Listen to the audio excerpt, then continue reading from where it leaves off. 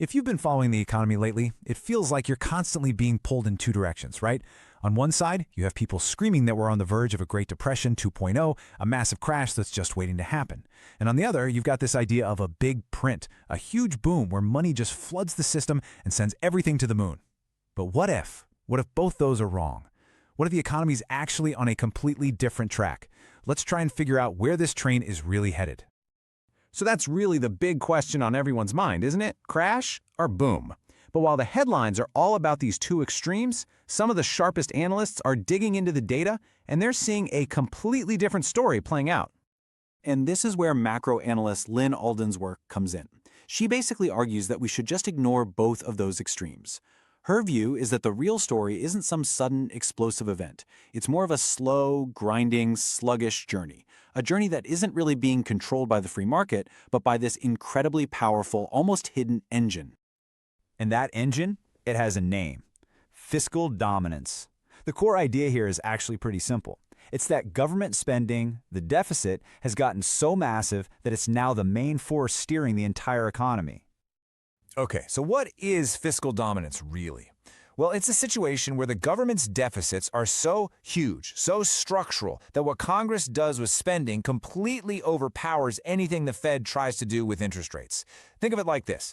The Fed is trying to steer a little speedboat, nudging the tiller left and right. But right next to it, the government is steering a giant aircraft carrier. Who do you think wins that battle? Yeah, the aircraft carrier, every single time. And the sheer scale of this thing is, well, it's stunning. The U.S. is running a structural deficit of 6 to 7% of GDP. And get this, that's not during a crisis or a recession. That's just the new normal. This isn't some temporary stimulus check, it's a permanent feature of the system, constantly propping everything up. So if all this government spending is preventing a total collapse, that raises a pretty big question. What does a downturn even look like anymore? Because it turns out a recession in this new world looks and feels very, very different from the ones we're used to. Alden actually calls this an emerging market-style recession.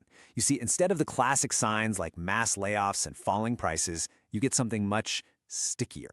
Inflation stays stubbornly high, unemployment might only creep up a little bit, but, and this is the key, people feel a whole lot worse off. Mostly because their purchasing power is just getting eaten away. And there's actually a metric that captures that feeling perfectly. It's called the misery index. It's super simple. You just add the unemployment rate to the inflation rate. In this new kind of environment, the misery index can spike to levels you'd normally see in a really deep recession. But the strange part is that it's being driven almost entirely by the inflation side of the equation. And that, right there, is why you can have a headline saying unemployment is low, but it still feels like the economy is pretty bad for a lot of people. And look, if you think this is all just some abstract theory, you don't have to guess how it all plays out. We actually had a kind of dress rehearsal back in 2019 that showed the Fed's hand. It revealed exactly how they're going to react when the system really starts to feel the pressure. So here's the play-by-play. Leading up to 2019, the Fed was talking tough. They were trying to tighten their belt by shrinking their balance sheet, basically pulling money out of the system. But then, the financial plumbing started to spring some leaks. By September, some really crucial overnight lending markets just seized up. Banks didn't have enough cash. The Fed tried to put a temporary bandage on it, but it wasn't enough. Just 1 month later, they had to do a complete 180 and start pumping money right back in. Alden's analogy for this is just perfect. She calls it a small little financial plumbing fire that was kind of quietly put out. See, this wasn't a big crisis you saw in the evening news. It was all happening behind the scenes. But the lesson was huge. It proved that no matter how tough the Fed talks, when the system really needs cash, they will always step in and provide it. The plan to tighten was officially dead in the water. Okay, so let's bring all this high-level stuff, fiscal dominance, Fed pivots, down to earth. What does this actually mean for your wallet, for your mortgage? Well, it turns out it has a pretty direct impact on one of the biggest expenses most of us will ever have. And it all leads to a pretty stark conclusion. The generational low for mortgage rates is very likely behind us. You know, those 3%, even sub 3% rates we saw a couple years ago? Yeah, they probably aren't coming back. Why? Because these persistent deficits and sticky inflation have created a new, much higher floor for how low rates can possibly go. This is a really big deal because it means a key rescue mechanism for the economy is just gone. Think about past downturns. The Fed would slash rates and boom, a massive wave of mortgage refinancing would put hundreds, sometimes thousands of dollars back into people's pockets every month. It was like a free lunch for consumers. Without that automatic stimulus, recoveries are weaker. That feeling of economic malaise just lingers, and the gap between people who own assets and those who don't just gets wider and wider. So, this all leads us to the ultimate question, doesn't it? If this economic train is on such a fixed track, what, if anything, can possibly stop it?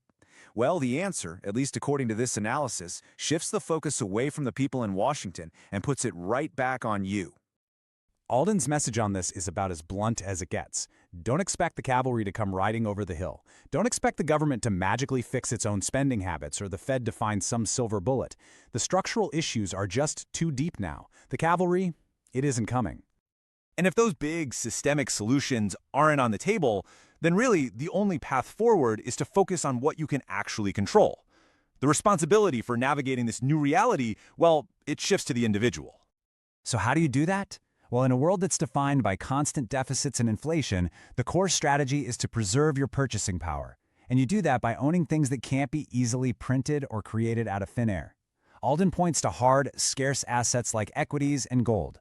She also highlights Bitcoin, calling it the fastest horse in the race because of its verifiable digital scarcity. Of course, what's right for you totally depends on your own personal risk tolerance. So we'll leave you with this final thought to chew on.